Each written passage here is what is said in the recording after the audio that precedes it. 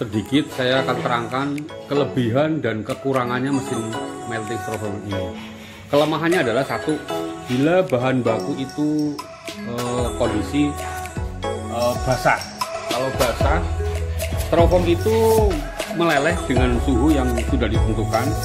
Bila mana misalkan suhu 200 kita tentukan di automatic box panel, makanya kalau seandainya dia ada basah terkena air, habis produksi langsung masuk nggak bisa, karena dia tidak akan beku, tidak akan meleleh, sehingga timbul hasil mentah-mentah. Nah, itu kelemahannya. Kedua kalinya adalah seandainya dimasukkan paku atau kerikil, itu juga akan merusak skru. Itu kelemahannya. Keuntungannya adalah bahan ini misalkan bahan dasar yang dimasukkan adalah bersih, maka keluarnya di sini akan bersih, akan putih. Nah, karena kenapa seperti itu? Karena elemen ini ada di luar. Suhu kita tentukan supaya tidak terjadi gosong. Nah, itu sampai 200 derajat maksimal.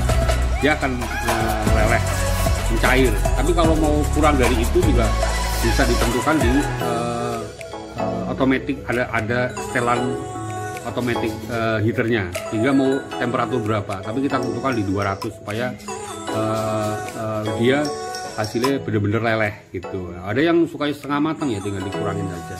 Itu seperti itu. Kemudian kalau kok hasil saya hitam-hitam, berarti bahannya kotor. Itu jadi apa yang diproduksi dimasukkan itu yang keluar ya itu. Gitu. Artinya tuh tidak signifikan banget. Bahannya masukkan putih kok keluar hitam kan nggak mungkin. Kalau mesin ini ada standarisasinya. Itu seperti itu. Kemudian penyetelannya juga gampang, digitnya juga gampang.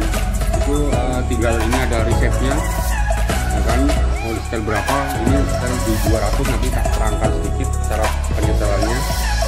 Itu adalah kelebihan, kekurangan dan kelebihannya. Mesin ini standar operasionalnya sangat mudah. Yang penting satu, pemanasan jangan lupa, awal dari pemanasan itu 30 menit. Kenapa seperti itu? Misalkan habis hari ini produksi, sore selesai. Nah, kemudian besok mau produksi lagi. Nah, di sini kan ada yang beku, menggumpal bekuannya, sehingga dipanasan 30 menit supaya di sini udah leleh. Baru caster dijalankan, screw press dijalankan, sehingga hasil akan normal kembali. Beban itu juga ringan, gearboxnya juga awal. Itu seperti itu. Baik, terima kasih sekali. Nanti tak terangkan bagaimana standar operasionalnya. Terima kasih. Mesin daur ulang limbah styrofoam atau melting atau bekuan styrofoam. Ini kapasitas antara 100 sampai 130 kilo per 8 jam. Nah, kita akan menerangkan cara pengoperasionalnya ataupun standar operasional mesin tersebut, mesin ini. Kita pertama kali ini adalah box panel automatic control. Ini power kita nyalakan dulu. Oke. Habis itu heater kita nyalakan. On heater. Nah, ini kita 200 derajat, kita udah setel 200 derajat, di mana nanti setelah 200 derajat dia akan tetap naik, nggak apa-apa, iya kan? Tapi power sudah off, listrik tidak masuk, karena ini kita bahan stainless, bloknya juga stainless, sehingga begitu kena panas dia nggak mungkin langsung turun kecuali dikipasin seperti itu atau dipakai gitu loh. Nah, kemudian di mana dia tuh kurang dari 200 derajat, maka power on akan jalan strum naik masuk, sehingga dia akan mencapai titik yang ditentukan lagi. Nah, kemudian pertama setelah sampai 200 derajat yang ditentukan, ini nanti styrofoam ini pasti akan leleh. Contoh ini tuh, dia akan leleh. Tuh, akan leleh dia. Makanya begitu kena screw dia akan jadi beku. Nah, kemudian kita setelah itu udah sampai 200 derajat, kira pemanasan setengah jam ya. Kemudian ini kita crusher on. Kita menunjukkan bahwa mesin ini beroperasi dengan baik. Kita on. Nah, crusher ini berjalan dengan baik. Putarannya jangan salah, ada petunjuknya. Dia ke sini. Ini seperti itu. Setelah crusher on, kita press, screw press yang bawah, yang buat dorong ke arah elemen, kita on lagi.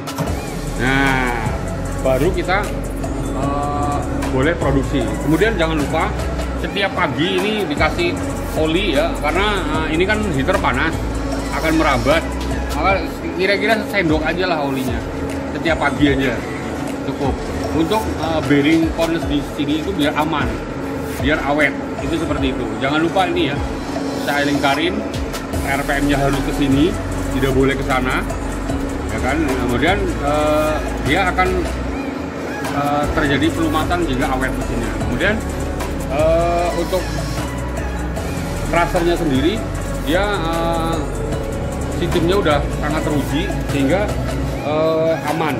Kemudian ini adalah filter atau saringan.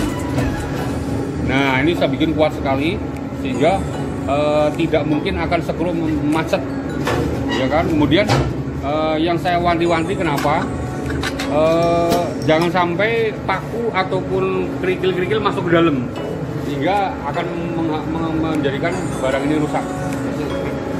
Gearboxnya akan bermasalah. Tapi kalau murni styrofoam dia akan awet.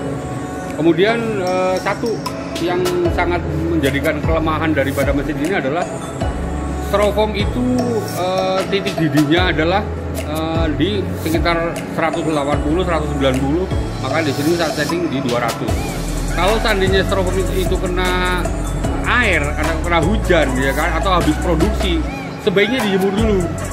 Kalau tidak dijemur, bagaimana dia bisa mencapai titik didih, titik leleh, sedangkan kondisinya ada air. Jadi jangan heran nanti kalau kok nggak bisa beku, nah ternyata airnya banyak. Maka jangan sampai ada air, keringkan dulu, bebaskan dari air, sehingga skru juga akan berjalan dengan normal. Itu seperti itu. Kemudian sangat diperhatikan untuk ini. Saya udah kasih tanda, nanti ini tak copot ya kan, karena ini terlalu panjang, tak copot bisa taruh di kardus. Nah ini udah tandain semua ya bos, tuh dimana kemana. Nah ini nolnya tak bandingin ke nol, powernya power, ini power ada tandanya semua. Ini di sini adalah elemen sensor untuk kontrol heater, sehingga ini hanya nempel saja, tidak boleh dikencengin pol karena heater itu akan kontrolnya akan putus ya. Begitu nempel udah kan set, udah cukup. Itu seperti itu. Kemudian ini juga nanti tak lepas karena kirimnya ke jauh, ke Gresik. Mas coba dulu kita matiin dulu kondisinya. Ini on, off-nya untuk crusher, kemudian off untuk compress. Nah ini kita copot dulu karena nanti waktu pengiriman tak copot. Ini seperti itu, nah, diturunkan. Nah ini bentuk crushernya sangat teruji, kuat sekali. Nah itu dia tutorialnya, sehingga nanti begitu nyampe ke tempat produksi Bapak, nanti mesin akan berjalan dengan baik. Wanti-wanti sekali ya, ini oli mesin aja nggak apa-apa, yang lunak, yang cair juga nggak masalah. Perawatannya sangat mudah.